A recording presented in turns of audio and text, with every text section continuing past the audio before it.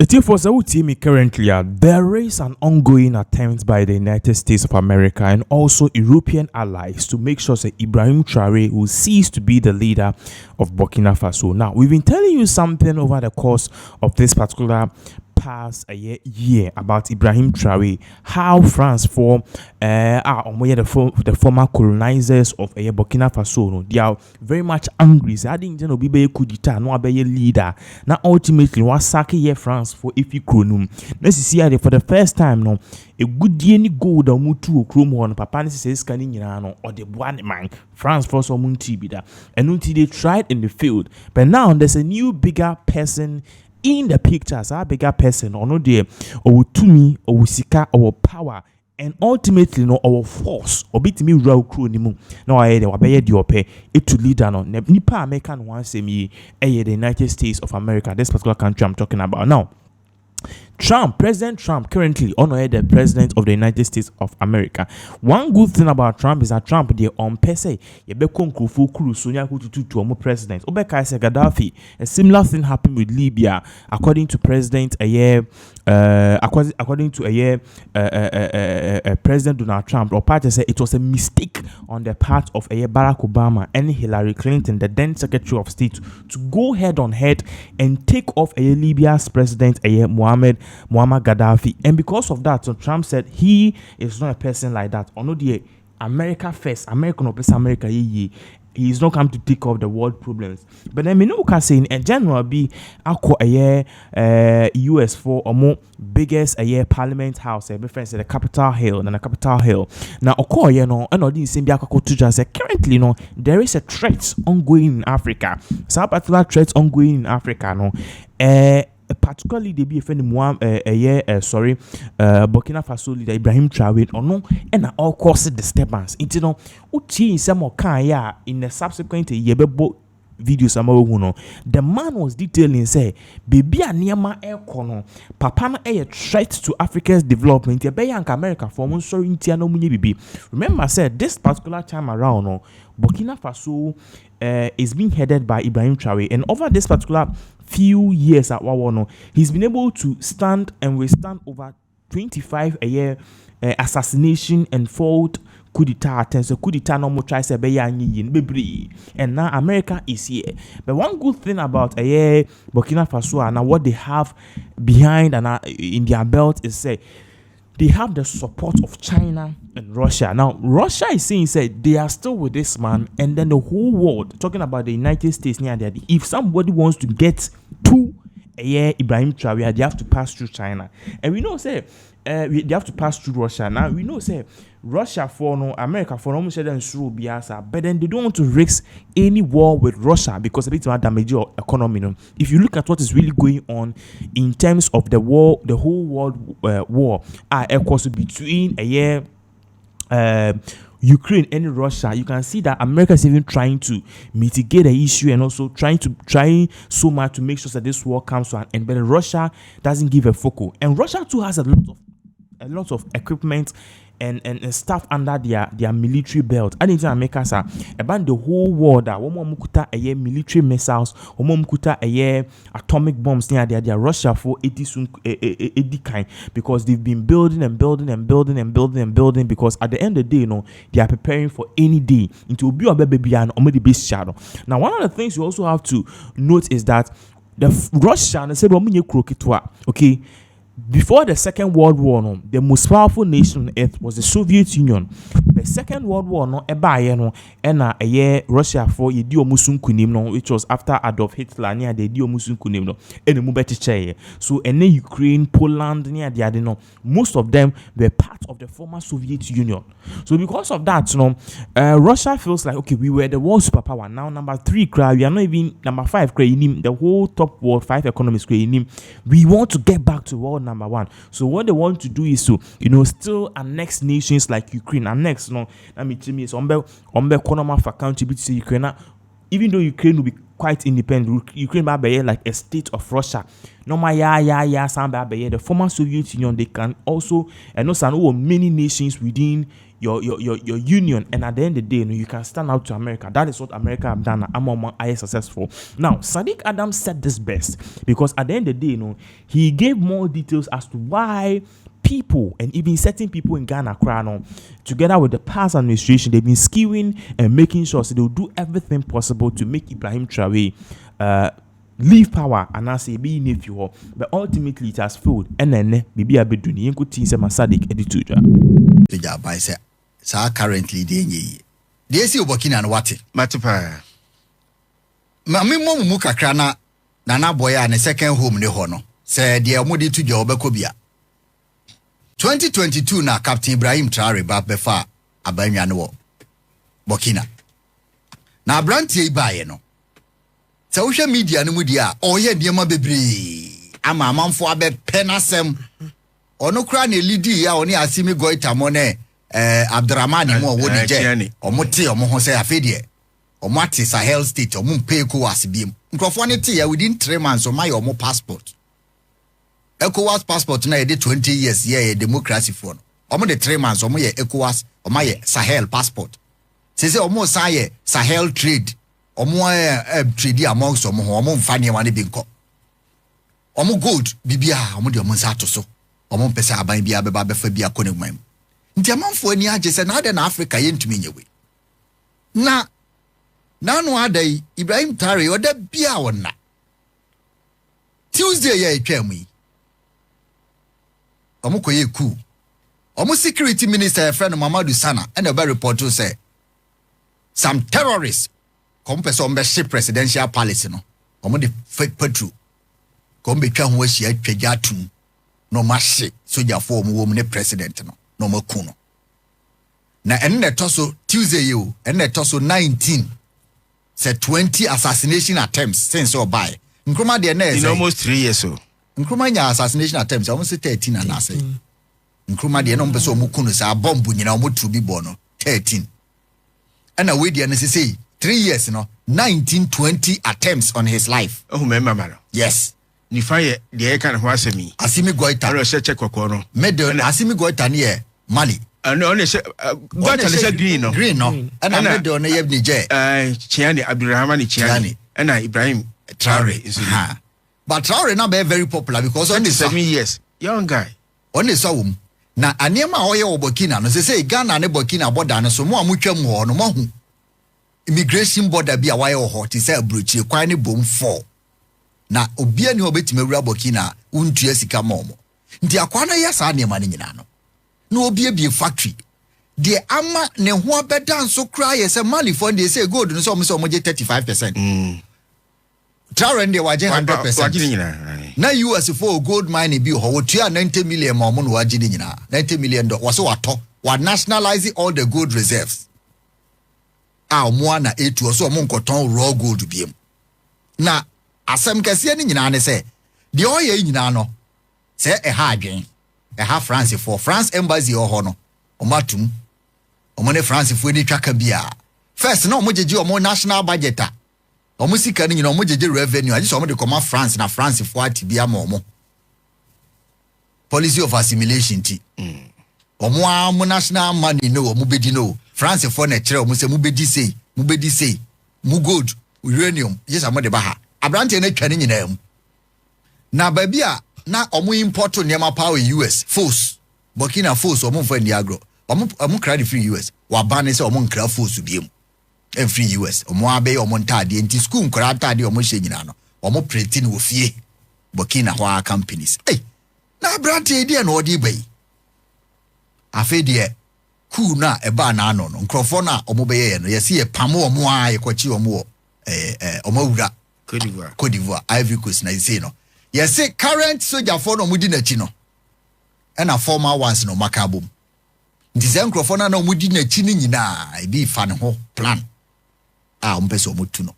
Na 2019-20 attempts de ne so ma try na akwa no. Yeso ko mfre ne Gandango, se Burkina so de adru abe no.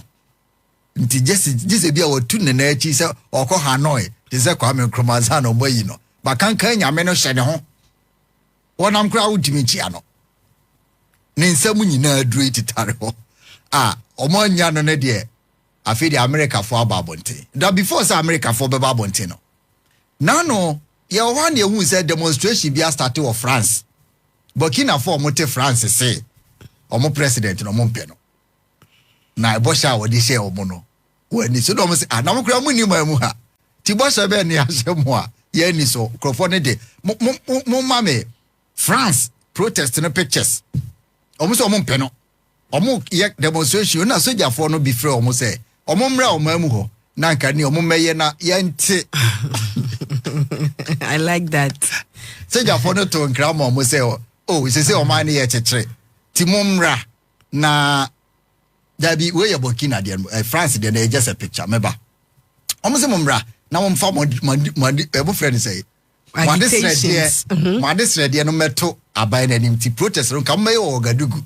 na mo men soja barracks no ho ana ye ne mu ni nkobo kakra aha omu ni mo hwe mutri ni ya utimi se o makotena ho ache kakra ena o macho Ibrahim Traore oye dictator we don't want him sa o se ebisi wo Gaddafi time sa Ghana kwa bisi o amekroma Libya omo ti US omo ye demonstrations so omo mpe Gaddafi kromo for no so nkasai afisa enti nkrofo ye ko protest na ne so antrende te said de nke o say ye no na omunya counter protest o Burkina ho omo ti mamu ho ne say se mo of France na mo hu say ya hye ebo na ye ni so omomra ha na ye hu bo hye no ti muntumi ntena ho hu ti Burkina fo ne ye massive protest eno so ankoyi ntutumi sa akoa no krom ho fo ne tan na chipa na de atwa wo ye na watwe ya mu no ku no esiwie ye no US omo army general soldier pani wo US na ne di Langley Michael Langley oye tuntum o pacho na da so yi ono ye nua tuntum o hwe ne body akwa no tim se soldier no wadi akodanim post no kosro General Langley papa ine da ho no no ni US top politicians no ma frɛ na koshia Minister of Security ne hwan no asem akwa che omo ne say the next country also mo invade ye Burkina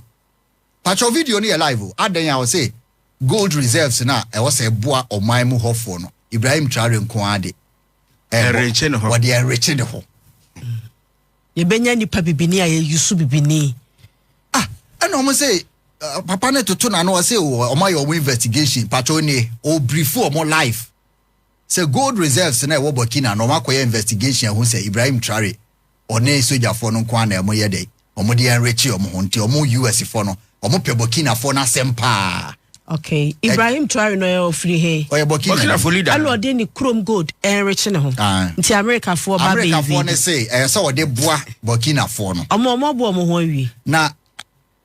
o de asem inu abibo say no yentimi nka asem we nya because ye ne omo nyina ye ebohye sure na zachu Burkina for no say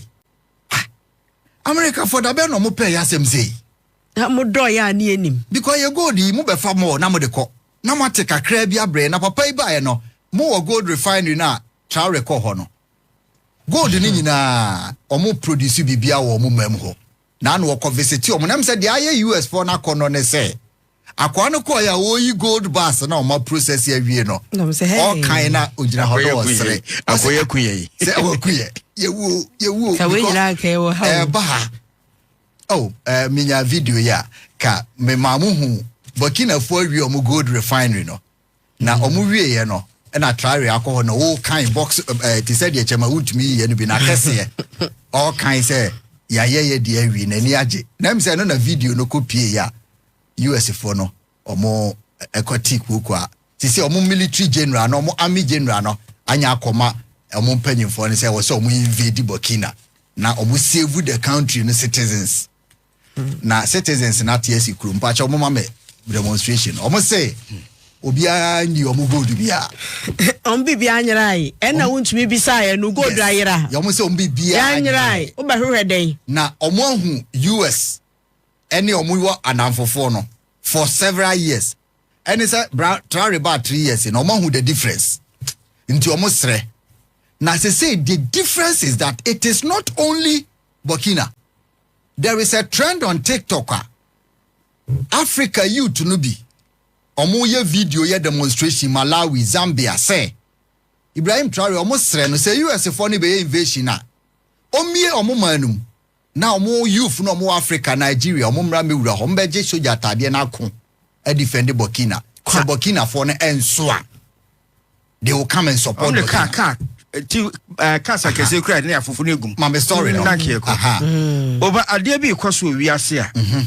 ya na akwese usike so a wasem so intesisi part mi kwaso papai November den na no ohye nyame na ye adom ana otumi SKP and then enye cool na direct assassination wono ankasa no na kaye na de ehunu se ne soja fo mienu bi eliki information ena ohun won e ma sabre da bia oda ona no ono anu kofo na wonmro ana wuntumi e mo suspect keke na nkopam obi because ebasa de a wa ma no weapon onkoye wa enemy sa terrorist group e Burkina ni soja fo no bi akeka empanifo mienu ena wo soja fo current soja fo mayi wo manim so wo de wo mo ne etwe na soja fo dadafo entomu control man about 40%. Na de ya ne say adwea sa superpowers na fa say African countries say mamu nyeye wo basro a we threat ema wonom mekan general market langley insem ne bi say oman a wo abibre mo be sa no wo break the ties with the foreigners superpowers no entu basro na ya kese sa na e be so mo so no wo ma da perform mpie ye nti no o say fa kwa bia so you free ho Saddam Hussein Mrs. Gaddafi ade body para no aye no ya ni me ya na mini so anwu a na mnu se sisi adan wo Libya akwa yan wo ne ya wo na obenya baabi atena soja ne aban de na make so tabi om de eya no no soja ne aban setwa akwa yan wo no ya wo na o baabi obetena ye sisi adan bi ego ho so into am dan wo mumna se de abetena nkra he a wo ya adwuma de twa da Iraq ye ku America for sanction ma ye ku Gaddafi no Edi be mfiedu afeo Barack Obama say a mistake. Be country leader. But he anyane she say was the biggest regret no. But he say Libya. Because Obi leader wakunu no just a mistake and that is it. Entina me ka say ye be ye bibini boni a ye yusu ni nua bibini. Barack Obama na ye de no ba Africa man ba be di say humanity aye. Enti say yes ya ba betena se de omo aken ya say ye de ano keke na aka. Omo ni abre a enche bia omo beba Mali Burkina Faso so nti ye betena se a na ho nso wo ma ba na omo ba be wura ho. I believe say it's about time. Ma tie twa mu ye 1 year. Ena ICC International Criminal Court ka say yenkochi Putin ebesine why na kwache no ebesine 1 year pa home abuso mienu o sese ebeguso ye hu se be ma bi aka no African leader kwa so na to mutuam na obi aka sansem hu we yenkochi papa we yenye yenyini firi ho omu ka so ye be eliminate anya se akwacho president ye ku ye maayira na obi antumi ka hwencha America fo obi abon humodin say mu company ho no wa be stop mu nti hwe Ghana tama oil refinery na nse no mo sase revive bio enfia be se do na enye adwuma bio enso abrante ya ba me no mo refinery so waye god de no ma ye wo mo yeso me se bo humodin no na eya me ya se na leaders wo be kwa akokun bia na o metu me mu anu fo me de me pani ti metu fo me wo se e basa na wacho any video no ne pacho mo Facebook amon hwe omo first production of refined gold yan ye tu ye de na abrofo na ebeji komaye gold box so na si ho no na omo refine ya wie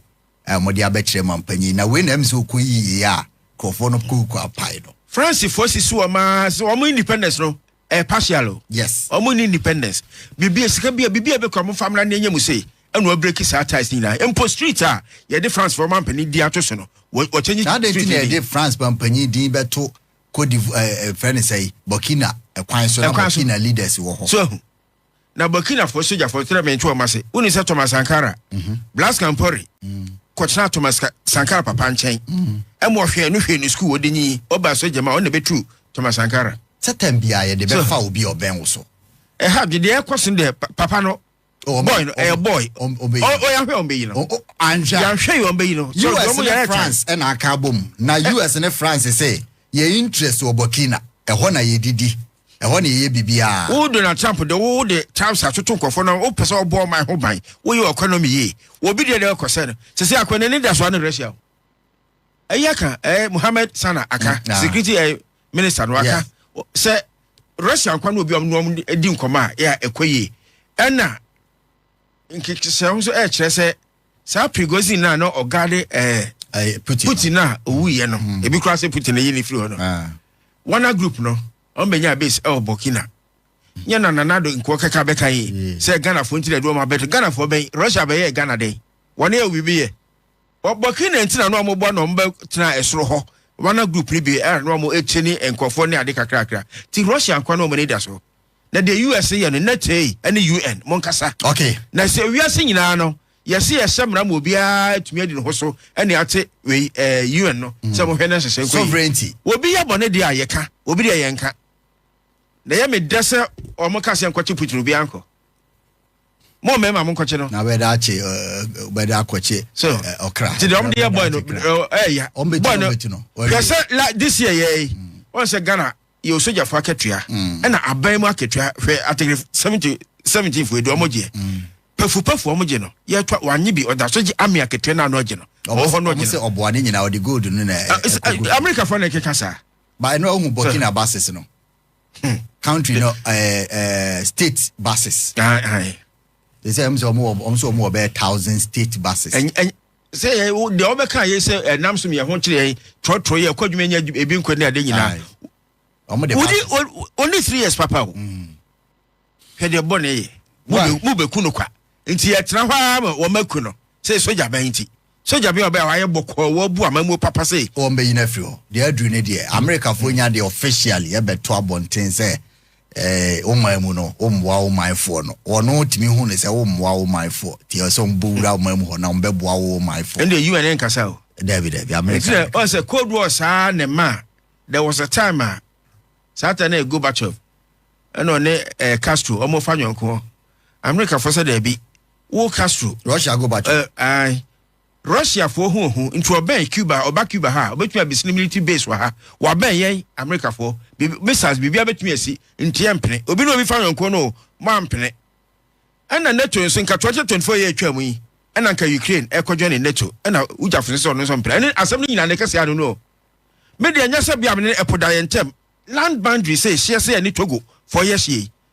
ana Gazprom ewiase nyina ba bi produce gas kese pa sa company enka Russia for dia ba omubom ntino efa edi Ukraine na me ma me fa no nyonko na baji Gazprom so boso uni gold kura wanya gold reserves unto oil eso wanya reserves na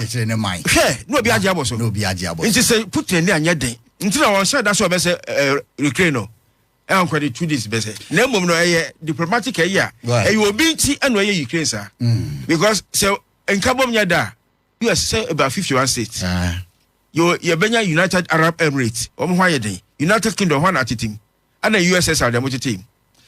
well na go back to say bo agiminti na nyansane aba we be ma koche no Burkina ni de obeko onko no kwa de besi wiase na ehu pe oni Russia fa akoya allies sachiwa de amoba mo bre wa adwuma mu no basis we obo de fa Ghana e say state basis ni wonam krom ha obenya bi atena won say over 1,000 Burkina e say no o minor e wo no mo dodo e say and o more 1,000 na kire say baby a wonam bia obenya bi na we soja abai wo ekose pa no wantima repair akando mpo na mo na ese